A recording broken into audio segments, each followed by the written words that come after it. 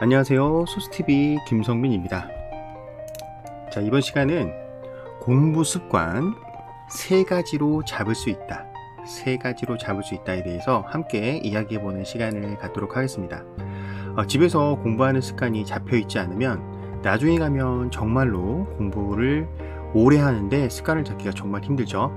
그래서 조금 간단하게 우리 집에서 우리 아이들과 어떻게 학습 습관을 잡을 수 있는지, 공부 습관을 잡을 수 있는지 한번 알아보도록 하겠습니다.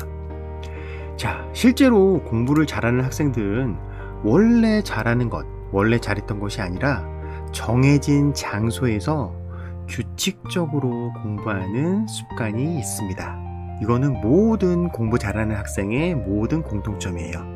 자, 그러면 공부 습관을 어떻게 잡아야 할까?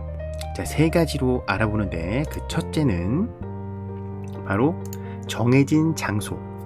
장소를 정하는 것이 첫 번째 중요한데요.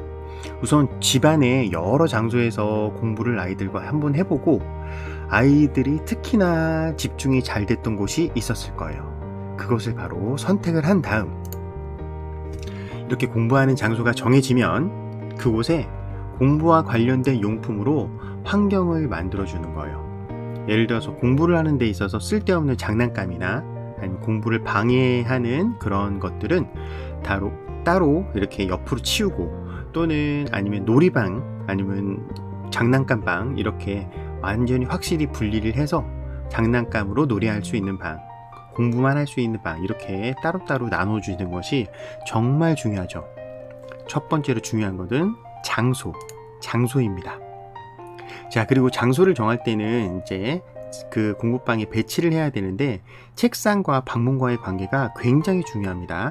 자, 위에 이렇게 그림 보시면은 이렇게 X표를 해놨죠. 책상에 위치하고 문의 위치를 보세요. 문으로 이렇게 부모님이 들어온다고 생각을 하면 친구는 벽을 보고 공부를 하고 있죠. 그러면 이 친구는 지금 공부하는 데 열중을 하고 있어서 누가 뒤에서 들어오는지 굉장히 불안할 거예요. 엄마가 들어오는지 아빠가 들어오는지 또 다른 형제가 들어오는지 그것을 보지 못하고 알지 못하기 때문에 불안한 심정을 느낄 수 있는 위치입니다. 다 모두 문을 등지고 있는 위치죠. 보통 부모님들은 아이들이 무엇을 하나 알아보기 쉽게 이렇게 위치를 잡는 집들이 간혹 많은데요. 이런 위치는 정말 좋지 않고 이것과 완전히 반대로 해야 됩니다. 자, 아래 그림을 보시면 여기 문으로 이렇게 들어올 때 공부하는 친구의 옆을 볼 수 있게 되어 있죠. 이런 위치라든가 아니면은 들어오면서 오른쪽을 봐야 공부하는 친구의 얼굴을 볼 수 있게, 또는 이제 공부하는 아이의 입장에서는, 공부하는 학생의 입장에서는 문이 열리는 것을 볼 수 있고 누가 들어온지를 볼 수 있는 위치, 그리고 이런 요 맨 마지막 오른쪽 하단에 요 위치도 좋겠죠. 저는 개인적으로 이 위치를 가장 좋아하는데, 문과 이렇게 대각선 방향으로 가장 멀리 떨어져 있는 방향이겠죠. 이 방향으로 이렇게 책상을 위치를 하면 아이도 좀 안정적으로 방 안의 모든 상태를 자기가 관할을 하면서 모두 볼 수 있는 장소, 그리고 또 공부도 집중할 수 있는 장소가 되겠죠. 이것이 바로 CEO들의 그 장소, 책상의 위치인데, 아이들을 이렇게 CEO 의자의 위치로 공부하는 책상을 이제 앉혀주면은 훨씬 더 효과적으로, 장기적으로 효과적인 그런 위치가 되겠습니다. 책상은 이렇게 방문과 항상 마주보는 위치로 집안의 구조를 짜주시는 것이 굉장히 좋습니다. 자, 그러면 둘째. 자, 장소가 정해졌으면 이제 공부할 때 계획을 세워야겠죠. 둘째는 계획을 세우자. 계획을 세우지 않으면 이렇게 시간은 도망가요. 시간을 관리하지 않으면 가만히 있지 않고 도망가 버려. 너무너무 아까운 시간이. 그러니까 시간을 관리하지 않으면 도망가기 때문에 계획을 짤 때 부모님의 강압적이거나 아니면 부모님 독단으로 짜는 것보다는 아이와 함께 짜는 것이 훨씬 더 효과적입니다. 그래서 아이한테 어떻게 하는 것이 더 좋은지 물어보고 이렇게 짜는 것이죠. 조금 더 구체적으로 알아보겠습니다. 단 2가지로 계획 짜기. 단 2가지만 이제 규칙이 있으면은 훨씬 더 계획을 단순 명료하게 짜기가 쉬워요. 한 가지는 공부, 한 가지는 놀기. 이렇게 2가지로 이제 구분을 하는 것이죠.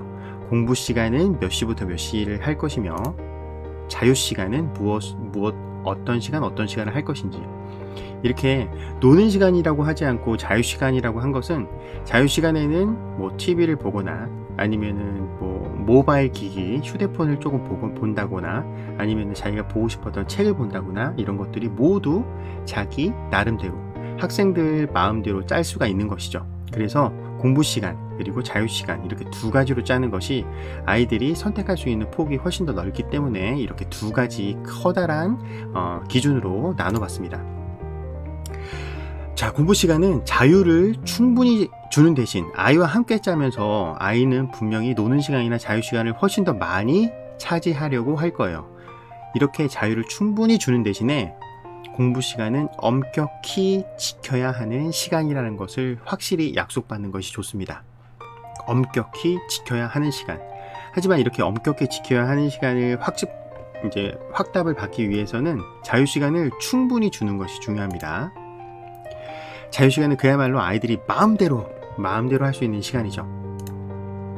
자, 공부 시간에서는 공부의 양을 정확히, 뭐 예를 들어서 오늘은 뭐 수학 문제집을 2장을 푼다, 뭐 좀 많게는 5장을 푼다, 이렇게 해서 정확히 양을 정해주는 것이 좋고, 시간 내에 끝내지 못하면은 그 부분까지는 양을 꼭 채울 수 있도록 그렇게 하는 것이 훨씬 더 좋겠습니다. 그리고 그 전에도 공부를 충분히 해봤기 때문에 이 친구의 할 수 있는 분량, 그런 것들을 적절한지를 알 수 있겠죠. 그래서 할 수 있는 분량과 공부 시간이 적절한지를 파악한 후에 공부의 양을 정하는 것이 좋습니다. 그래서 많은 시간을 같이 함께 해서 공부의 양이 정확한지 적절한지를 파악하는 것이 중요하고, 자유 시간에서 유의해야 할 것은 바로 휴대폰은 사용 시간이 정해져 있어야 합니다. 휴대폰을 자유 시간에 모든 마음대로 할 수 있다고 해서 휴대폰을 너무 마음대로 하면 아이들은 이제 휴대폰 기기, 모바일 기기에서 헤어나오지 못하는, 또는 게임 중독에 빠질 수 있는 그런 위험함이 있기 때문에 반드시 휴대폰은 사용 시간을 정해서 매일매일 이것을 정하는 것이 요즘 학생들과 이제 학부모님들의 전쟁이죠.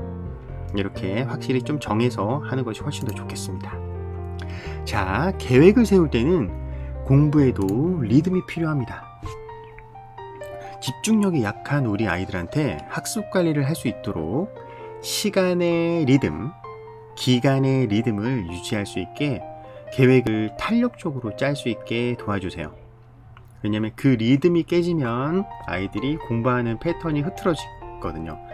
특히나 방학 기간에 공부를 잘 하던 학생도 며칠 이렇게 마음껏 놀아버리면 이렇게 리듬이 깨지는 경우가 많아요. 그래서 그 리듬을 꾸준히 유지할 수 있도록, 여행을 가더라도 공부하는 시간에 아이들이 재미있게 읽을 수 있는 책을 읽을 수 있는 시간을 항상 할애를 해주시고, 그렇게 배려를 해주시는 게 이렇게 공부의 리듬을 유지하는 것에 굉장히 도움이 될 수 있습니다. 셋째, 교차 학습을 활용하세요.